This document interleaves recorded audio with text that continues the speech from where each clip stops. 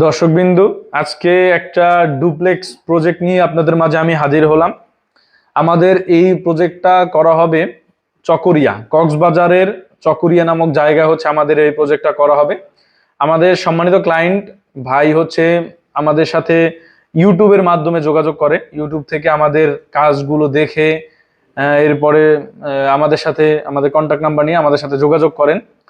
তো উনি একটা ডুপ্লেক্স বাড়ি করার ওনার একটা ইচ্ছা ছিল, তো উনি অনেকগুলো আমাকে রেফারেন্স ইমেজ আমাদেরকে দিছিল যে আমি এই টাইপের করতে চাই বা এই টাইপের করতে চাই, বাট ওনার ভিতরের প্ল্যানিং গুলো, ফাংশনাল ব্যাপারগুলো আবার অন্যরকম। সো এই সকল কিছু মিলিয়ে হচ্ছে ওনাকে আমাদের এই প্ল্যান ডিজাইন বারবার করে দেখাতে হয়। এই থ্রিডি মডেলটা, এই থ্রিডি ডিজাইনটাকে ওনাকে অনেকবার করে আমাদের দেখাতে হয়েছে।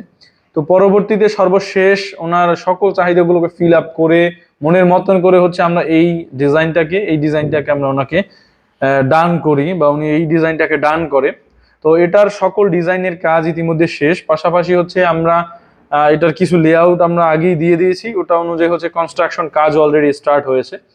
তো আপনারা যারা চাচ্ছেন যে আপনার গ্রামের বাড়িতে অথবা আপনি বসবাস করার জন্য সুন্দর করে একটা ডুপ্লেক্স বাড়ি করবেন, তাদের জন্য এই প্রজেক্টটা বেস্ট হতে পারে। অথবা আপনি চাইলে আপনার মনের মতন করে কাস্টমাইজ করে আপনি কিন্তু আপনার জন্য একটা সুন্দর এরকম একটা ডুপ্লেক্স বাড়ি বা ট্রিপ্লেক্স বাড়ি, একটা 2 তলা 1.5 তলা বাড়ি কিন্তু সুন্দর করে সাজিয়ে নিতে পারেন। আমরা আসলে সব সময় অনেক ক্লায়েন্ট আমরা দেখি যারা শুধু হচ্ছে কি মানে ডিজাইন চার্জটারে ভয় পায়, যে ডিজাইন করলে হয়তো চার্জ যাবে, টাকা যাবে, ওই টাকাটা এর থেকে আমি বিল্ডিং এ কাজে লাগাবো। বাট আসলে একটা বিল্ডিং এর যে কস্টিং, এই কস্টিং এর হিসাব করলে একটা ডিজাইন মানে একদম মানে মাইনর একটা অ্যামাউন্ট। সো আপনারা এই ডিজাইনটা ছাড়া যারা বাড়ি করেন তারা আসলে কিন্তু আলটিমেটলি বড় ভুল করেন।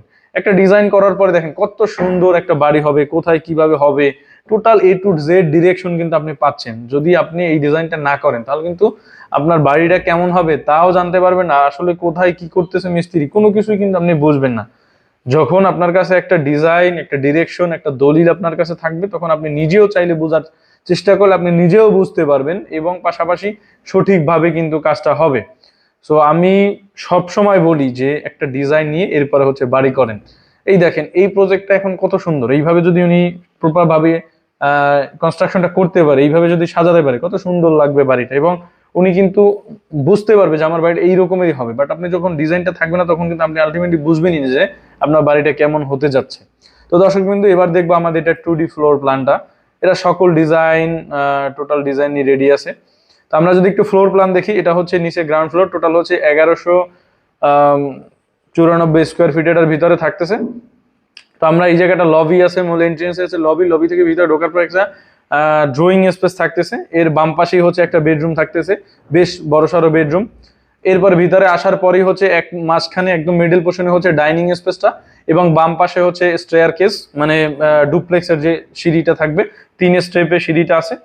এর ডান পাশেই হচ্ছে টয়লেট থাকতেছে, কিচেন থাকতেছে, এবং কিচেনটা থেকে আবার বাহিরে প্রবেশ করা। যেহেতু গ্রামের বাড়ি, এই দরজাটা বা এই ডোরটার চাহিদাটা কিন্তু অনেক থাকে। আমি অনেক প্রজেক্টে আমরা হচ্ছে এই ডোরটাকে ইমপ্লিমেন্ট করি।